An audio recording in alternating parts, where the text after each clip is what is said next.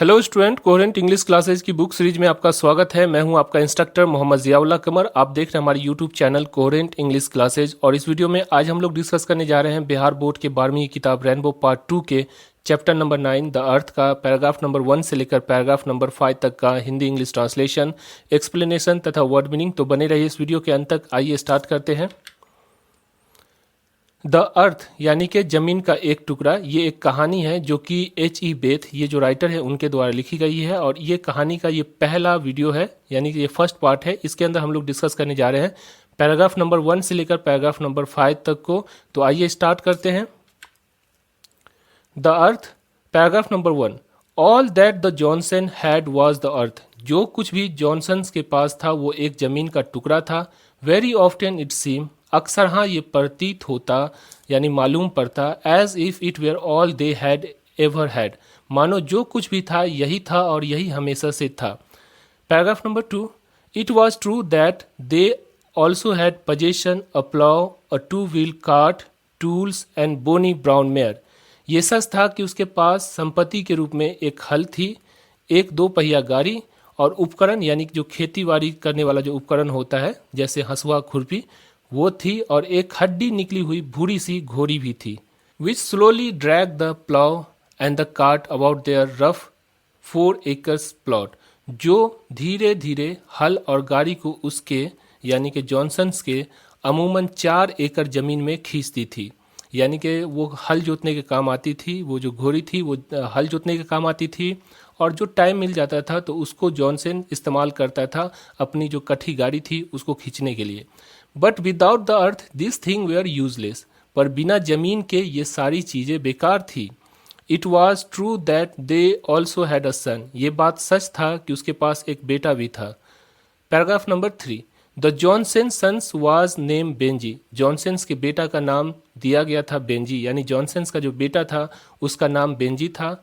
And it was more than 30 years, और ये 30 साल से अधिक का समय हो चुका था, since they had surrendered to the idea that he was not right in his head, जब से उसने समर्पण कर दिया था कि उस सोच के आगे कि वह मानसिक तौर पर ठीक नहीं है। यानी इस पैराग्राफ में पैराग्राफ नंबर 3 में लेखक कहते हैं कि ये बात सही है कि एक घोड़ी और कुछ उपकरण के साथ साथ 4 एकड़ जमीन थी जॉनसन के पास, और उसके बाद जो है एक बेटा भी था जिसका नाम बेंजी था।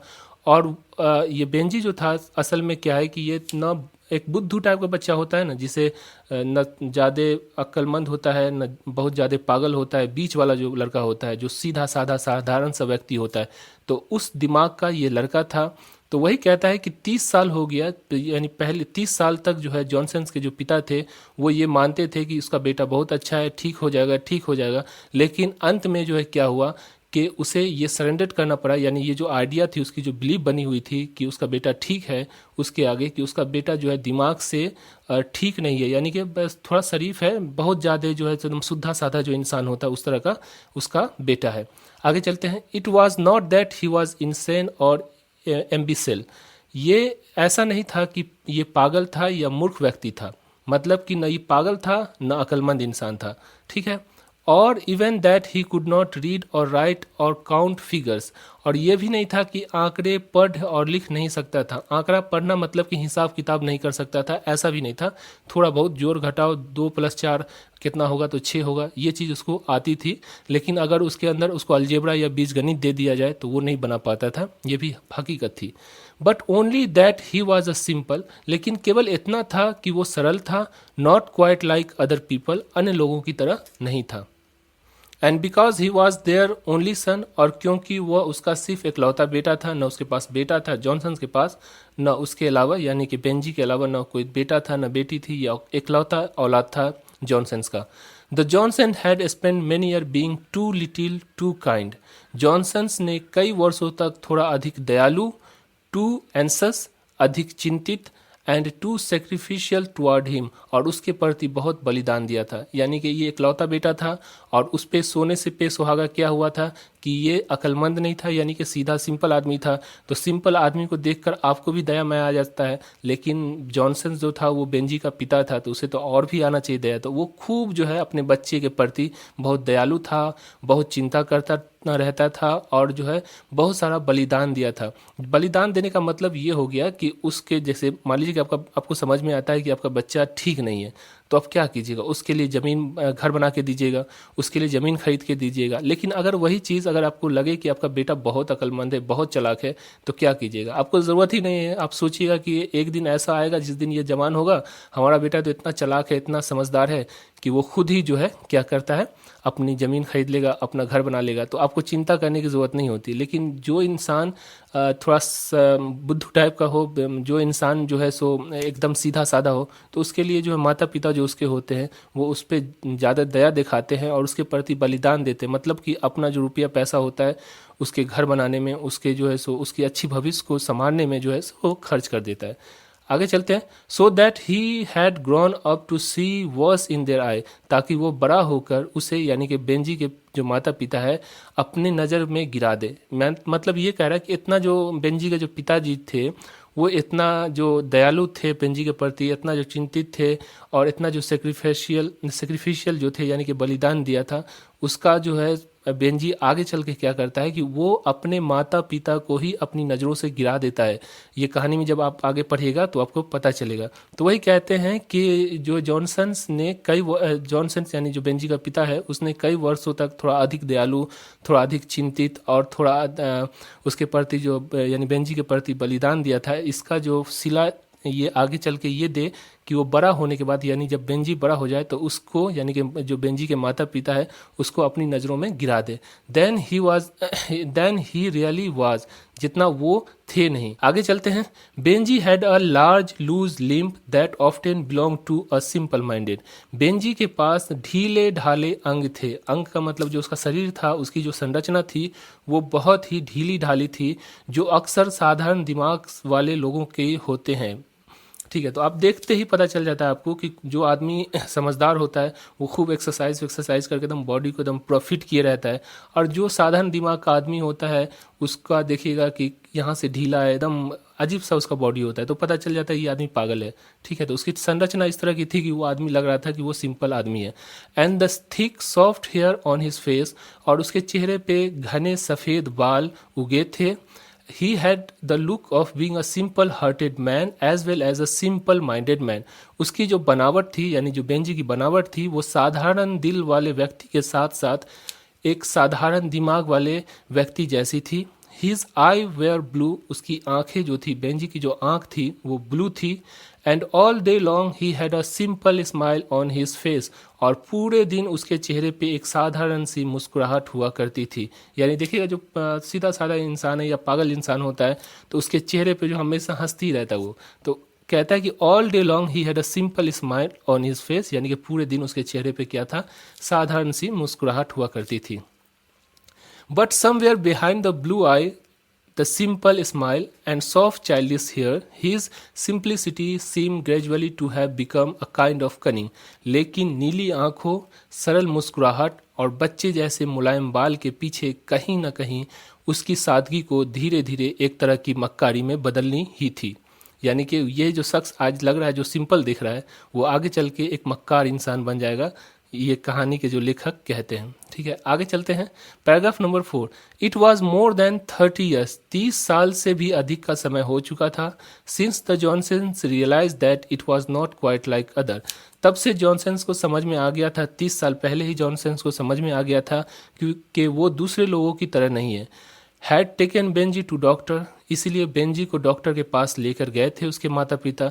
His doctor had persuade them that he needed interest that would strengthen his mind. इसके डॉक्टर यानी बेंजी के जो जिसके पास लेके गया था उस डॉक्टर ने उन्हें यानी कि बेंजी के माता पिता को आश्वस्त किया था, उसको मनाया था कि उन्हें यानी कि बेंजी के जो माता पिता है उसे जो बेंजी को किसी चीज़ में दिलचस्पी लेने की आवश्यकता है। मतलब कि कोई ऐसा चीज़ दिया जाए जिसमें बेंजी जो है दिलचस्पी ले सके, आवश्यकता है जो उसके दिमाग को यानी कि जो बेंजी का जो दिमाग है उसे मजबूत करेगी। यानी कि जैसे हम लोग के यहाँ होता है कि अगर कोई सिंपल आदमी होता है तो उसको डॉक्टर कहता है कुछ ऐसे चीज़ करवा दीजिए ताकि जो है इसके दिमाग को बोझ पड़े और ये जो है थोड़ा सा समझदार बन जाए। तो माँ बाप क्या करते हैं कि बच्चे को, जो सिंपल इंसान होता है, उसको 17 साल की उम्र में ही शादी करवा देते हैं ताकि परिवार का बोझ पड़े, दुनिया को देखे, दुनिया को समझे। तो उसी तरह उसके डॉक्टर ने, बेंजी के जो डॉक्टर थे, उसने जो उसके माता पिता को कहा कि इसको कोई ऐसी चीज़ दीजिए जिसके अंदर इसको दिलचस्पी हो ताकि इसका दिमाग जो है मजबूत हो सके। आगे चलते हैं। It would be good if they give him something to do. ये अच्छा होगा कि अगर उसे कुछ करने के लिए कुछ दिया जाए। सम ऑक्यूपेशन, कुछ व्यवसाय, कोई काम धंधा, छोटा मोटा काम धंधा, which would help his development, जो उसके मानसिक विकास को मदद करेगा, यानी कि बेंजी का जो मानसिक दिमाग में जो विकास होगी उसके लिए मदद करेगा। क्योंकि देखिए, आप छोटा मोटा काम धंधा कीजिएगा तो उसके अंदर आपको कोई सामान लाना है, फिर उसको बेचना है, उसका हिसाब किताब करना है। तो इससे क्या होता है कि आपको प्रैक्टिकल लाइफ जो होती है, आपकी जो दुनियावी जो लाइफ होती है आपकी, उसको सीखने का, उसको समझने का मौका मिलता है। तो इसलिए डॉक्टर ने कहा कि बेंजी को ये सारी चीज़ जो एक छोटा सा धंधा करके दीजिए। It would B help a great deal, ये बहुत हद तक मददगार साबित होगा। इफ़ दे गिव हिम, यानी दे give him a special interest, अगर वे, यानी कि बेंजी के माता पिता, उसमें यानी कि बेंजी में एक विशेष शौक को पाले, यानी एक ऐसी शौक को डेवलप करें, एक ऐसी शौक को जो विकसित करे जो कि उसकी शौक हो। तो उसको अगर इस तरह का उससे रिलेटेड कोई काम धंधा दिया जाए तो बेंजी के जो दिमाग की जो डेवलपमेंट जल्दी होगी। To feed his sense of responsibility, जिम्मेदारियों की बोझ को बढ़ाने के लिए कोई ऐसा काम धंधा दिया जाए।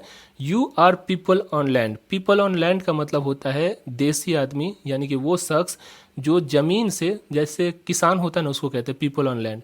तो you are people on land, you are people on land मतलब आप देसी यानी कि देहाती लोग हैं। Doctor said let him keep hen, doctor ने कहा कि उसे मुर्गी पालने दे, यानी कि डॉक्टर ने सजेशन किया कि कोई व्यवसाय करवाए। और व्यवसाय में क्या कि छोटी मोटी मुर्गी 10-5 मुर्गी ले ले और उस मुर्गी को पालवाएं इससे, ताकि इसको पता चले। आगे चलते हैं, paragraph number 5। So for many years Benji had kept hen, इसीलिए कई सालों तक बेंजी ने मुर्गी पाल रखी थी।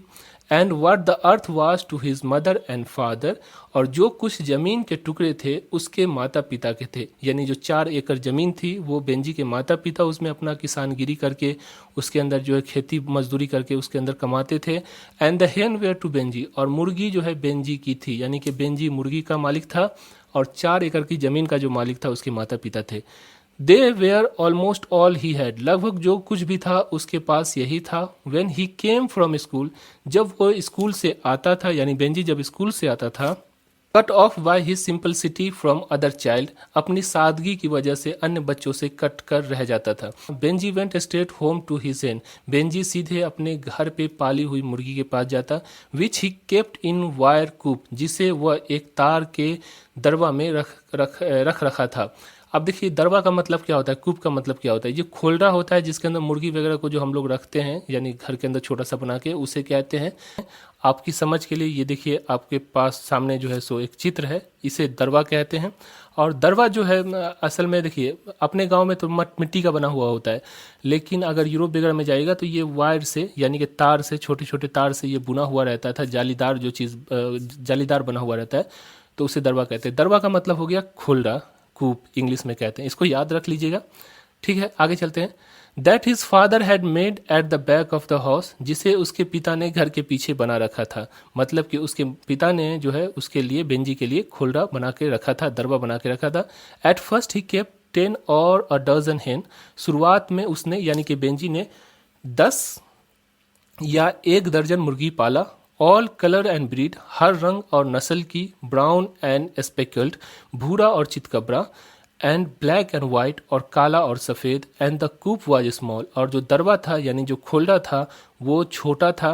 ही fed the hen simply on scrap from the table, seeded cabbage stung from the wire, a little maize, and on the corn ear which he gleaned in the late summer from his father acres of stubble। अब देखिए इसको क्या है कि, और वो जो मुर्गी है को मात्र टेबल पर गिरे हुए जो अन्न के टुकड़े होते हैं, जैसे चूरन होते हैं, जैसे आप खाना खाते हैं टेबल पे, तो क्या होता है वहाँ पे कुछ जो है सो रोटी का टुकड़ा गिर जाता है, कुछ चावल जो है सो गिर जाता है, कुछ जो दाल का टुकड़ा गिर जाता है, तो वो सारी चीज़ को उठा लेता था और तार से लटकाए हुए गोभी के बीज जो थे, यानी जो गोभी होता है, बंद गोभी होता है ना, तो वो जब जैसे 10 रोज या 20 रोज या 50 रोज के बाद अगर उसका इस्तेमाल नहीं किया जाता तो उसके अंदर सीड आ जाता है, यानी कि बीज आ जाती है। तो वो जो बीज लगा हुआ जो गोभी, बंद गोभी था, उसको जो है उसको तार से लटका दिया जाता था और उसको जो है मुर्गी चोंच मार मार कर उसके बीज को खाती थी। मकई के बाल जो उन्हें गर्मियों के अंतिम दिनों में अपने माता पिता के 1 एकड़ खेत से, मतलब जो मकई का जो बाल होता है, जैसे तो मकई का जब बाल मान ली कि मकई काटते हैं तो घर पे लाते हैं, मकई के बाल से मकई को निकाल लेते हैं, लेकिन छोटा छोटा टुकड़ा उसके अंदर बच जाता है, तो उसको क्या करता था, ये चुन लेता था उसको और उससे जो है यानी मुर्गी को खिलाता था, उसको जो पलवाता था। में लगे मकई के टुड्डी से चुना था पर पालता, यानी कि कोई आपको स्पेशल कोई खाना नहीं देता था। जैसे यहाँ पे जो पोल्ट्री मुर्गी होती है या जो ब्लॉक या बॉयलर मुर्गी होती है, उसके लिए अलग से दाना आता है, पानी आता है, सिरिंज आता है, इंजेक्शन आता है, उस तरह की चीज़ नहीं थी। ये जो छोटा मोटा चीज़ था जो फेंका जाता था, उसी से जो है बेंजी अपनी मुर्गी को पालता था। आप देखिए मकई की टुड्डी किसे कहते हैं, मकई का जो बाल होता है उसको कहते हैं मकई की टुड्डी, ठीक है। कॉर्न ईयर, ये जो आपका हुआ कॉर्न ईयर, मतलब मकई का जो बाल होता है उसे हम जो है कॉर्न ईयर कहते हैं, मकई की टुड्डी कहते हैं, ठीक है। इससे पहले कि हम आगे बढ़ें, हम आपसे रिक्वेस्ट करते हैं कि अगर आपने स्क्रीन पर दिख रही किताब रेनबो स्नैपशॉट को परचेज नहीं किया है तो प्लीज़ जितना जल्दी हो सके आप इस किताब को खरीद लें। इस किताब की कीमत मात्र 220 रुपया है, जिसे आप हमें बैंक ट्रांसफ़र करके कुरियर द्वारा अपने घर पर मंगवा सकते हैं। अधिक जानकारी के लिए स्क्रीन पर दिए हुए मोबाइल नंबर 9065829862 पर कॉल कर सकते हैं या फिर व्हाट्सएप भी कर सकते हैं। इस बुक की सबसे बड़ी विशेषता ये है कि ये किताब बिहार बोर्ड के 100 मार्क्स की किताब रेनबो का हिंदी इंग्लिश अनुवाद यानी कि ट्रांसलेशन है। इस किताब में आपको प्रत्येक चैप्टर का हिंदी इंग्लिश अनुवाद मिल जाएगा, साथ में समरी तथा क्वेश्चन आंसर का भी हिंदी इंग्लिश ट्रांसलेशन मिल जाएगा, और ऊपर से प्रत्येक चैप्टर का ऑब्जेक्टिव भी दिया हुआ है इस किताब के अंदर। तो देर किस बात की, आज ही 9065829862 पर कॉल कीजिए और बुक को घर मंगवाकर घर बैठे हुए इंग्लिश की तैयारी कीजिए। इसके अलावा अगर आप बिहार स्कूल एग्जामिनेशन बोर्ड के 10वीं 11वीं या 12वीं के स्टूडेंट हैं और आप हमसे अंग्रेजी सीखना चाहते हैं तो मात्र 350 रुपये, यानी कि 350 रुपया वन टाइम पेमेंट है आपका। पूरी सिलेबस का जो चार्ज हम लोग करते हैं 350 रुपया अदा करके घर बैठे अंग्रेजी की तैयारी कर सकते हैं। इसके लिए आपको स्क्रीन पर दिख रही कोहेरेंट इंग्लिश क्लासेज की एप्लीकेशन को गूगल प्ले स्टोर से या इस वीडियो के डिस्क्रिप्शन में दिए गए लिंक को क्लिक करके डाउनलोड करना होगा, जहां पर आपको आपकी पूरी किताब तथा ग्रामर की वीडियो, नोट्स और टेस्ट मिल जाएगी, जिसे आप देखकर, पढ़कर और टेस्ट देकर तैयारी कर सकते हैं। अगर आप इस एप्लीकेशन को फ्री में जो डेमो लेना चाहते हैं तो आप जो स्क्रीन पर दिए हुए मोबाइल नंबर 9065829862 पर कॉल कर सकते हैं या फिर व्हाट्सएप भी कर सकते हैं। तो आइए वीडियो को आगे बढ़ाते हैं, आगे चलते हैं। इट इज़ पॉसिबल दैट अ हेन, यह संभव है कि एक मुर्गी बीइंग अ सिंपल क्रिएचर, एक साधारण प्राणी होने के नाते, thrive based on simple treatment, साधारण सी देखभाल पे बहुत अच्छी तरह पाला पोसा जा सकता है। मतलब कि जो देसी मुर्गी होती है तो आपने देखा होगा उसको ऐसा नहीं है कि बॉयलर जो मुर्गी होती है जिसको हम लोग बेचते हैं, जो बॉयलर मुर्गी होती है, ब्लॉकिया मुर्गी कहते हैं उसको, जो आम जो है दुकान पे मिलती है, उसको पालने में बड़ा मुश्किल होता है। उसके लिए खाना अलग से आता है, टाइम पे उसको खाना देना पड़ता है, उसके बाद उसको पानी देना पड़ता है, ठंडी से बचाना पड़ता है, गर्मी से बचाना पड़ता है, उसका जो है उसकी जो मल मूत्र होती है उसको निकालना पड़ता है, तो बहुत मेहनत का काम होता है। लेकिन जो देसी मुर्गी होती है वो बच्चा जो है पैदा होता है, उसके बाद उसको छोड़ दीजिए, अगर कुत्ता खा गया या बिल्ली खा गया तो उसका रहा, उसकी किस्मत का, अगर बच गया तो वो आपका हो गया। यानी उसके पालने में उतना मेहनत करने की ज़रूरत नहीं पड़ती है, वो अपने से दाना चुग चुग कर जो है खेत से, अपने घर में से, कहीं भी चीज़ से उठा के खा लेती है। तो ये जो कहता है कि ये जो मुर्गी होती थी, देसी मुर्गी, वो एक सिंपल सी साधारण सी प्राणी होती थी और उसे जो है साधारण से देखभाल में, थोड़ा सा हल्का फुल्का जो देखभाल करने पर उसे अच्छी तरह से पाला पोसा जा सकता था। Benji understood the first and last thing about the hen, पहली और आखिरी चीज़ जो बेंजी ने समझा मुर्गी पालन के बारे में, that it exist for a purpose of laying egg, कि ये जो मुर्गी होती है वो अंडे देने के उद्देश्य से मौजूद होती है, यानी अंडा देने के लिए होती है। In those day this simple process had not बायोमिक साइंटिफिक, उन दिनों ये साधारण सी प्रक्रिया कोई रॉकेट साइंस नहीं थी। रॉकेट साइंस जो होता है वो बहुत भारी काम होता है, यानी उसके अंदर छोटा छोटा तार होता है, उसका जो है सो बहुत, यानी सबसे जो कॉम्प्लिकेटेड यानी सबसे जो भारी और जटिल काम होती है वो रॉकेट बनाना होता है। तो इसीलिए रॉकेट साइंस का मतलब हो गया कि यानी भारी काम नहीं थी। मतलब समझ में आ गया आपको? बायोमिक साइंटिफिक का मतलब हो गया रॉकेट साइंस, यानी कोई भारी काम नहीं थी। Nor had it become highly complicated and commercialise, यही भी नहीं था कि वो जटिल और बाजारू बन गया था। यानी पहले ज़माने में आप देखे होंगे ऐसे 10 साल 20 साल पहले, तो आप अपनी अम्मी से पूछिएगा कि गांव में मुर्गी की दुकान नहीं होती थी। हर ग्रामीण इलाके के अंदर या शहर के अंदर जो है क्या होता था, लोग मुर्गी पालते थे अपने घर में ही, 4 5 10 मुर्गी पालते थे। उसी मुर्गी को जो मेहमान आता था उसको काट कर और उसको खिलाया जाता था। लेकिन अब जो है क्या, वो बाजारू बन गया। तो बाजारू जब बन जाता है तो उसके अंदर कॉम्प्लिकेशन बहुत ज़्यादा आ जाती है। उसके लिए ट्रांसपोर्ट की ज़रूरत पड़ती है, उसके लिए जो है आपको समय पर खाना उसको देना पड़ता है, क्योंकि आपका वो बिजनेस बना हुआ है। तो बिजनेस बना हुआ है तो बिजनेस की चीज़ को आपको बहुत ज़्यादा ध्यान देना पड़ता है, क्योंकि अगर उसके अंदर लॉस लगा तो आपको भी लॉस लगेगा। तो इसलिए जो अभी का जो मुर्गी का सिस्टम है, चिकन का जो शॉप वगैरह का सिस्टम या पोल्ट्री फार्म का सिस्टम है, उस तरह का सिस्टम नहीं था, इस तरह बाजारू नहीं बना हुआ था और इतना जटिल काम नहीं था मुर्गी पालना। एग वेयर चीप, अंडे सस्ते थे। Hen mysteriously packed nourishment of the bare earth, मुर्गी रहस्यमय ढंग से खाली या परती पड़ी हुई जमीन से पोषण चुग लेती थी। They set in a home made nesting box on straw, वे घर पे बना बक्सा नुमा घोंसले में भूसे पर बैठती थी।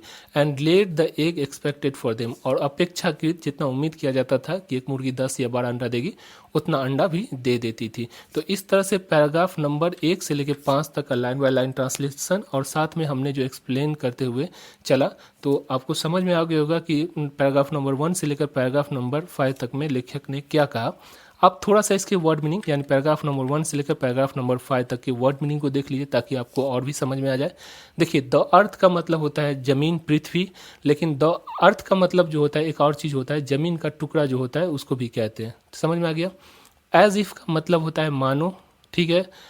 देखिए, प्लाव, प्लाव का मतलब होता है हल। इसको पहला chapter Indian civilisation and culture में भी हमने आपको बताया था इसके वर्ड मीनिंग को। तो प्लाव मतलब होता है हल, जिससे खेत जोता जाता है, उसको कहते हैं। बोनी ब्राउन मेयर, ये सच था। बोनी ब्राउन मेयर का मतलब होता है बोनी ब्राउन मेयर, बोनी ब्राउन मेयर को समझिए। बोनी का मतलब बोन से बना है, बोन का मतलब हड्डी। अब बोनी का मतलब हुआ कि हड्डी निकला हुआ। ब्राउन का मतलब होता है भूरा, और हॉर्स का मेयर होता है, जैसे हॉर्स जो है मेल को कहते हैं और मेयर जो है फीमेल को कहते हैं, यानी कि घोड़ा और घोड़ी। तो मेयर का मतलब हो गया घोड़ी। तो बोनी ब्राउन मेयर का मतलब हो गया हड्डी निकली हुई भूरी घोड़ी। समझ में आ गया? बोनी का मतलब हड्डी निकली हुई और मेयर का मतलब घोड़ी और ब्राउन का मतलब भूरी। समझ में आ गया? उसके बाद देखिए यहाँ पे पजेशन, पजेशन का मतलब होता है संपत्ति। समझ में आया? आगे चलते हैं। देखिए, सरेंडेड, सरेंडेड का मतलब सरेंडर से होता है। जैसे आतंकवादी ने थाना में जाके सरेंडर कर दिया, मतलब आत्मसमर्पण कर दिया, तो उसी तरह सरेंडेड हुआ। सरेंडर से बना है सरेंडेड। सरेंडेड का मतलब हुआ आत्मसमर्पित कर दिया। और सरेंडर SURRENDER, सरेंडर का मतलब होता है आत्मसमर्पित करना, यानी अपने आप को किसी के हवाले कर देना, उसे हम जो है सरेंडर कहते हैं। इंसेन का मतलब होता है पागल। इंसेन हो गया, क्रेजी हो गया, मैड हो गया। तो ये सारा का सारा जो लोग, ये सारा जो वर्ड है वो क्या है, सिनोनिम्स वर्ड है, जिसका मतलब होता है पागल। तो इंसेन का मतलब हो गया पागल और सेन का मतलब हो गया अकलमंद। समझ में आ गया? तो इनसेन, इनसेन मतलब पागल। इम्बेसिल, इम्बेसिल का मतलब होता है मूर्ख व्यक्ति, वो व्यक्ति जो बेवकूफ़ हो उसे कहते हैं इम्बेसिल। फिगर का मतलब होता है आंकड़ा, यानी हिसाब किताब, उसे कहते हैं। आगे चलते हैं। एंसेस, एंसेस का मतलब होता है चिंता करना। एंसेस का मतलब क्या होता है? चिंता करना। देखिए यहाँ सेक्रीफिशियल, सेक्रीफिशियल का मतलब होता है बलिदान देना, मतलब किसी के प्रति त्यागना। त्यागना जो होता है, बलिदान देना, उसे कहते हैं सेक्रीफिशियल। लिम्ब का मतलब होता है अंग, बदन, शरीर का जो अंग होता है उसको कहते हैं लिम्ब। समझ में आ गया? थिक, थिक का मतलब होता है घना। सिंपल हार्टेड, सिंपल हार्टेड का मतलब हो गया साधारण दिल वाला। सिंपल माने साधारण और हार्टेड का मतलब दिल वाला। तो साधारण दिल वाले को कहते हैं simple hearted. As well as का मतलब होता है भी या के साथ साथ। एज वेल एज का मतलब भी या साथ साथ। जैसे कहते हैं कि मैं ये कहूँगा कि I eat biscuit as well as tea during the breakfast, यानी कि मैं चाय के साथ साथ बिस्किट भी खाता हूँ। तो ये के साथ साथ, एज वेल का मतलब हुआ के साथ साथ। या फिर मैं राम को भी पसंद करता हूँ और मोहन को भी पसंद करता हूँ। I like Ram as well as Mohan, यानी मैं राम को भी पसंद करता हूँ और मोहन को भी पसंद करता हूँ, यानी साथ साथ, मैं राम के साथ साथ मोहन को भी पसंद करता हूँ। तो के साथ साथ एज वेल, समझ में आ गया आपको। आगे चलते हैं। ऑल डे लॉन्ग का मतलब होता है पूरे दिन, दिन भर। ऑल डे लॉन्ग का मतलब होता है पूरे दिन, यानी कि दिन भर। समवेयर का मतलब होता है कहीं ना कहीं। ग्रेजुअली का मतलब होता है धीरे धीरे। कनिंग का मतलब होता है मक्कारी, समझ में आया। परसुएट, परसुएट मतलब होता है मनाना, है ना। द डोंट परसुएट देम, उसे मत मनाओ, छोड़ दो, ऐसे ही छोड़ दो उसको। तो परसुएट का मतलब होता है मनाना या आश्वस्त करना, किसी को जो अपनी बात से राजी कर लेना, मनाना, राजी कर लेना, उसे परसुएट कहते हैं। स्ट्रेंथ, स्ट्रेंथ का मतलब होता है ताकत। स्ट्रेंथन का मतलब होता है मजबूत करना, समझे। आगे चलते हैं। ऑक्यूपेशन का मतलब होता है व्यवसाय, काम धंधा, नौकरी पेशा, उसे ऑक्यूपेशन कहते हैं। डेवलपमेंट का मतलब होता है विकास, समझ में आया आपको। उसके बाद देखिए सेंस ऑफ रिस्पॉन्सिबिलिटी होता है जिम्मेदारियों का बोझ। उसके बाद आगे चलते हैं। यहाँ देखिए कट ऑफ का मतलब हो कट कर, किनारा हो जाना, दूसरे से अलग थलग हो जाना। कट ऑफ जो हो गया मतलब अलग थलग हो जाना। स्ट्रेट का मतलब होता है सीधा। वायर कूप, वायर कूप का मतलब हो गया तार का बना हुआ दरवा, यानी कि जो हम दिखाए थे अभी आपको फोटो में, उसे कहते हैं, यानी खोलड़ा जो होता है उसको कहते हैं। उसके बाद देखिए ब्रीड का मतलब होता है नस्ल, और स्पेकल्ड का मतलब होता है चितकबरा। उसके बाद देखिए स्टंग, स्टंग का मतलब होता है तार। स्टंग का मतलब होता है स्टंग का मतलब होता है लटकाना होता है। स्टंग का मतलब लटकाना होता है। और जो है स्क्रैप, स्क्रैप का मतलब होता है अन्न के टुकड़े, समझ में आ गया। कॉर्न एयर, कॉर्न एयर का मतलब होता है मकई की टुड्डी। तो ये देखिए आपको जो ये दिख रही है, ये जो है पिक्चर है आपको, मकई का जो बाल होता है उसको हम कहते हैं कॉर्न एयर, समझ में आ गया। थ्राइव का मतलब होता है पालना पोसना।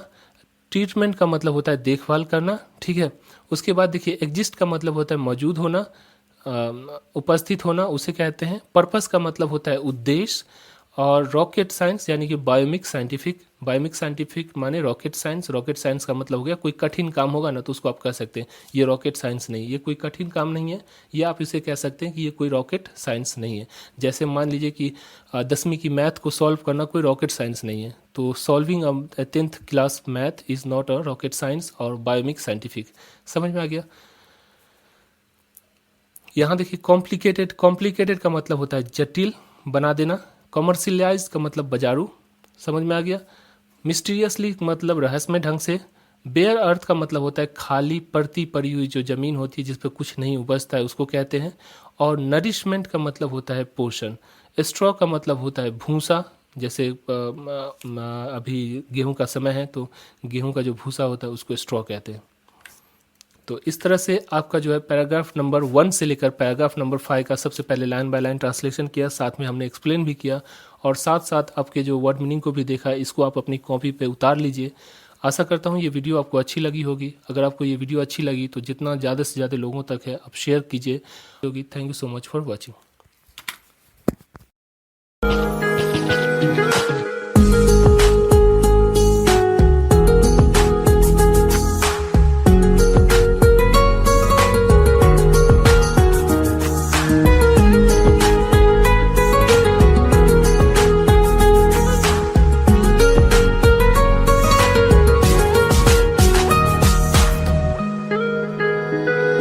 Thanks for watching video, and for more videos please subscribe our channel.